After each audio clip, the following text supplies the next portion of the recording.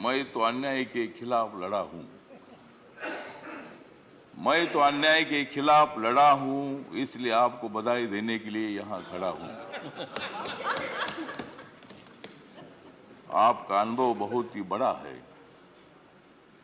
आपका अनुभव बहुत ही बड़ा है, इसलिए आपने संघर्ष का पहाड़ चढ़ा है। मेरे पार्टी का मैं हूं अकेला। मेरे पार्टी का मैं हूं अकेला, लेकिन मेरे हाथ में है संविधान का पेला। मैं हूं मेरे पार्टी का अकेला, लेकिन मेरे हाथ में है संविधान का पेला। मैं तो हूं आपका सच्चा चेला। मैं तो हूं आपका सच्चा चेला, मुझे मत छोड़ो अकेला।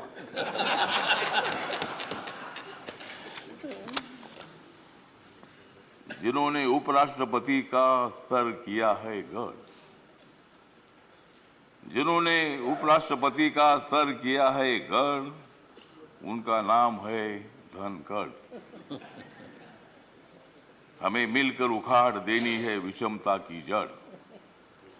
हमें मिलकर उखाड़ देनी है विषमता की जड़।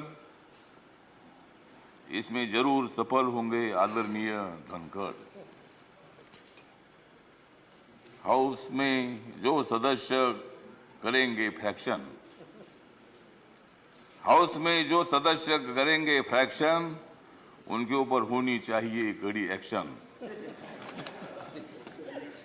हमें तो मजबूत करना है भारत नेशन। हमें तो मजबूत करना है भारत नेशन।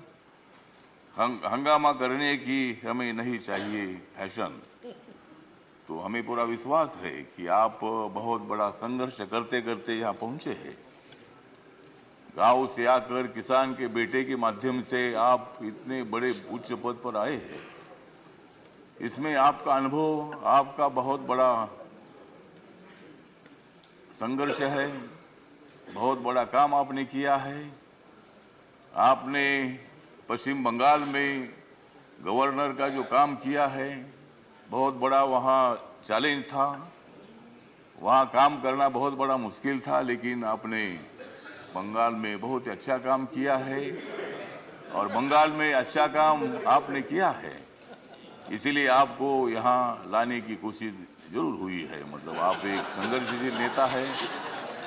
मतलब वहाँ अगर आपका काम ठीक नहीं होता था तो शायद ये पद आपको मिलना बहुत बड़ा मुश्किल था, लेकिन आपने बहुत अच्छा काम किया है।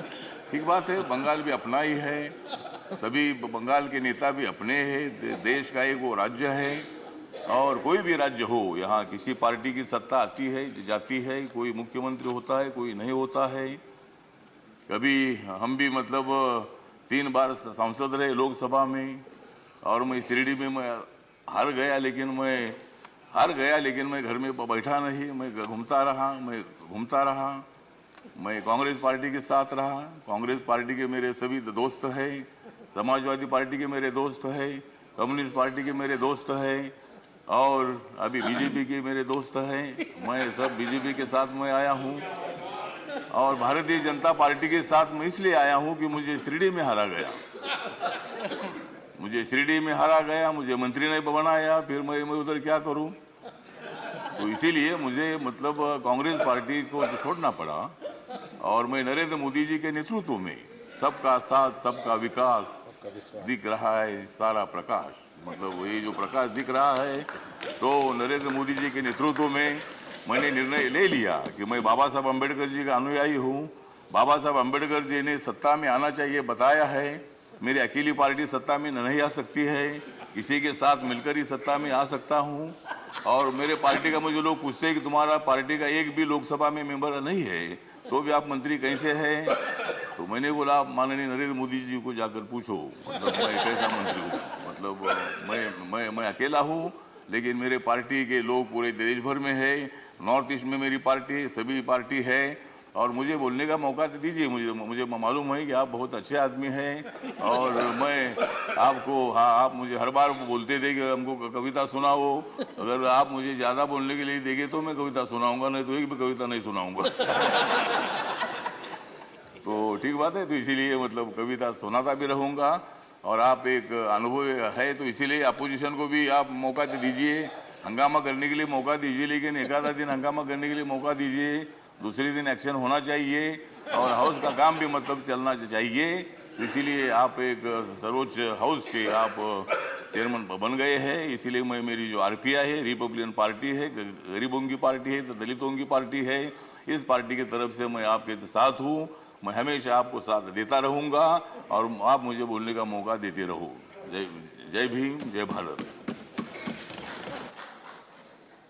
डॉक्टर के केशव